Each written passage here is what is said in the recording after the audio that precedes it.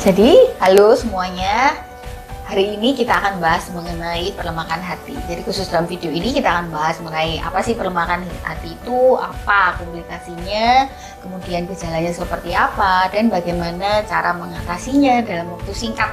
Plus vitamin apa yang bisa membantu supaya pelemakan hati itu menjadi menghilang. Nah, yang pertama, pelemakan hati itu sebetulnya apa? Jadi pelemakan hati itu adalah kondisi di mana hati kita tertutup oleh lemak. Jadi yang namanya hati itu letaknya di sebelah kanan, ya. Dan kalau memang dia sangat tertutup lemak, yang bisa terjadi berikutnya, kita bisa merasakan keluhan perut sering terasa sebal, kita merasa mudah lelah, mudah capek, gitu ya.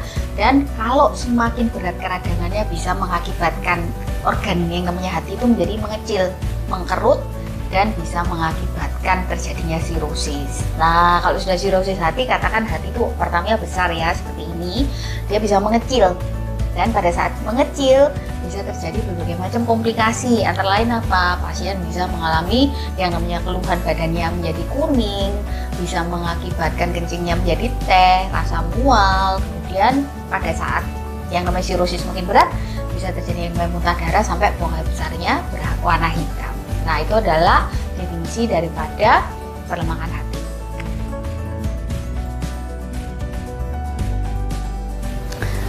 Nah, sekarang yang namanya pelemakan hati ini, kira-kira apa sih pemicunya? Sebetulnya pemicu utamanya itu dua, yaitu fruktosa dan juga glukosa. Apa itu fruktosa dan glukosa?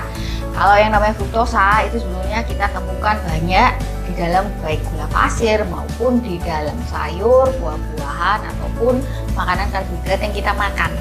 Tetapi dari dulu kita ini sudah mengkonsumsi fruktosa ya, contohnya madu mengandung fruktosa. Kok nggak terjadi pelemakan hati kalau kita konsumsi madu maupun konsumsi sayur dan buah yang mengandung fruktosa?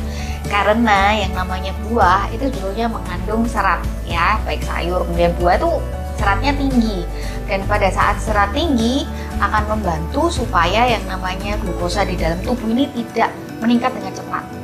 Jadi fruktosa ini karena ada kandungan serat yang tinggi, dia tidak akan dibongkar dengan cepat sehingga glukosanya tidak meningkat dengan cepat dan akhirnya tidak akan mengakibatkan penumpukan yang namanya lemak di dalam hati. Jadi singkatnya seperti itu.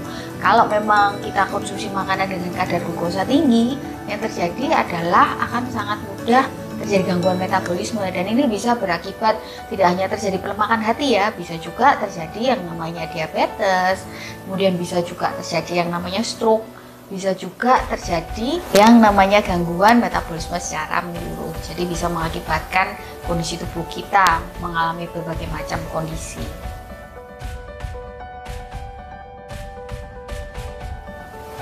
Nah, sekarang makanan apa sih yang harus saya makan gitu ya supaya yang namanya pelemakan hati saya ini cepat membaik?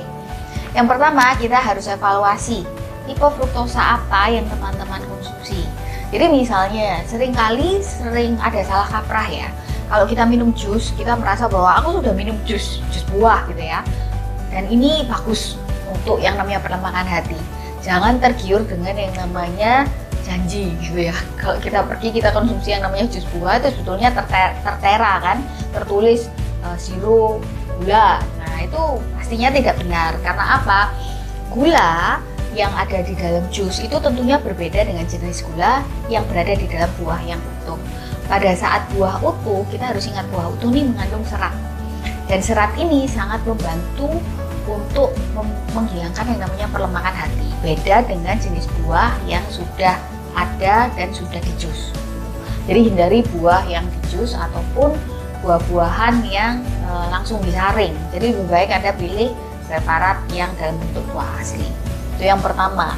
Kemudian yang kedua, karena pemicu daripada pelemakan hati ini adalah karena glukosa dan fruktosa, termasuk di dalamnya adalah karena kita konsumsi karbohidrat dalam jumlah banyak, maka sebaiknya Anda konsumsi protein pada saat pagi hari.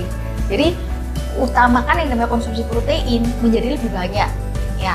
Jadi konsumsi proteinnya adalah sekitar 25 sampai 35 gram dalam sehari. Jadi pada pagi hari tujuannya dengan Anda konsumsi protein lebih banyak, maka kita akan mendapatkan rasa kenyang sehingga akhirnya kita tidak craving untuk yang namanya glukosa. Nah, seringkali orang pada saat mengalami pelemakan hati mereka malah skip breakfast ya, berpikir bahwa aku hanya makan sehari sekali itu cukup. Tapi yang terjadi adalah pada saat siang hari, karena tidak ada asupan gula yang cukup, terjadi craving. Akhirnya makannya semakin banyak. Jadi kalau Anda ingin mengganti pola hidup yang lebih sehat, yang kedua untuk menangani yang pelemakan hati adalah konsumsi protein dalam jumlah yang cukup dan dikonsumsi 25-35 gram pada pagi hari. Ya, jenis proteinnya juga harus kita perhatikan. Protein seperti apa? Protein yang mengandung lemak tak jenuh. Ya, jadi misalnya protein di dalam daging yang tidak berlemak, protein bukan dalam bentuk protein yang sudah proses food ya. Jadi kalau misalnya Anda diet kemudian mengurangi karbohidrat, mengurangi fruktosa dan glukosa, tapi konsumsi daripada proteinnya protein yang salah, misalnya proses food, kemudian sosis dan sebagainya, tentunya tidak akan membantu pelemakan hati. Jadi step kedua, konsumsi protein pada pagi hari 25-35 gram dan pilihlah protein dengan kandungan lemak tak jenuh. Itu adalah step kedua.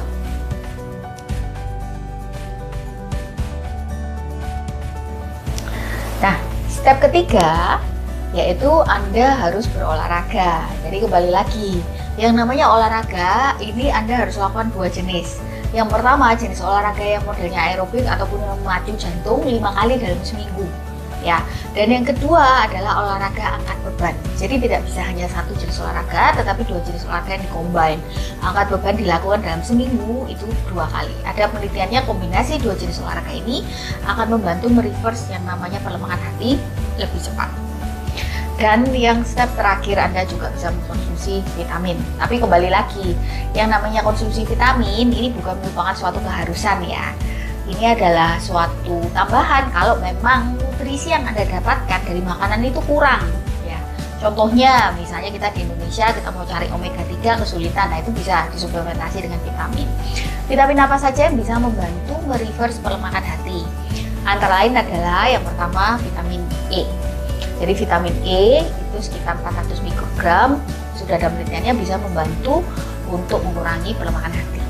Kemudian yang kedua adalah omega 3. Nah, omega 3 ini ada di dalam sarden, tuna, salmon. Nah, kalau di Indonesia mungkin agak sulit ya untuk mencari salmon karena harusnya kita konsumsi seminggu 2 kali, yaitu Anda bisa ganti dengan suplementasi vitamin jadi. Atau yang ketiga, sitikolin. Jadi ada penelitiannya bahwa sitikolin juga membantu untuk menurunkan pelemakan hati.